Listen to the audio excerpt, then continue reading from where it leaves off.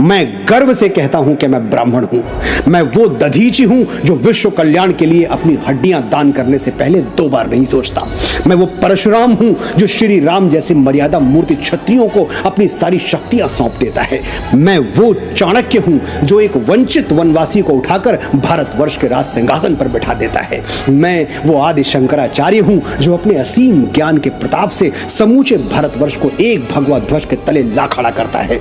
मैं रामकृष्ण परमहंस हूं जिसकी शरण में आने वाला विवेकानंद हो जाता है। मैं स्वामी समर्थ रामदास हूं जो छत्रपति शिवाजी महाराज जैसा शिष्य देके इस धरा को धन्य कर देता है। मैं पेशवा बाजीराव बलाड़ हूं जो एक राजपूत राजा के स्वाभिमान के लिए थाली में सजा हुआ भोजन छोड़कर रणभूमि की ओर चल पड़ता है। मैं मंगल पांडे हूं जो स्वाधीनता के मस्तक पर तिलक बनकर जगमगाता है। मैं राजगुरु हूं, तात्या टोपे हूं, परमवीर कैप्टन मनोज पांडे हूं। मैं चंद्रशेखर तिवारी आजाद हूं। मैं वीर सावरकर हूं जो अंडमान की सेलुलर जेल में 2 कटोरी पानी पी के स्वाधीनता के स्वप्न को जीवित रखता है। मैं बाल गंगाधर तिलक हूं जो भारतवर्ष को एक बार फिर अपनी संस्कृति पर गर्व करना सिखाता है। मैं दयानंद सरस्वती हूं जो अंग्रेजों के पथभ्रष्ट किए हुए भारत को संदेश देता है, वेदों की ओर लौटो।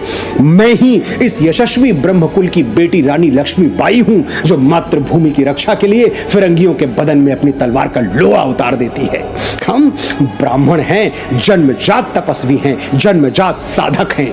हम संगीत की साधना करते हैं तो तानसेन बन जाते हैं, स्वर साधना करते हैं तो लता मंगेशकर कहलाते हैं, और शब्द साधना करते हैं तो महाकवि कालिदास और गोस्वामी बाबा तुलसीदास के नाम से अमर हो जाते हैं।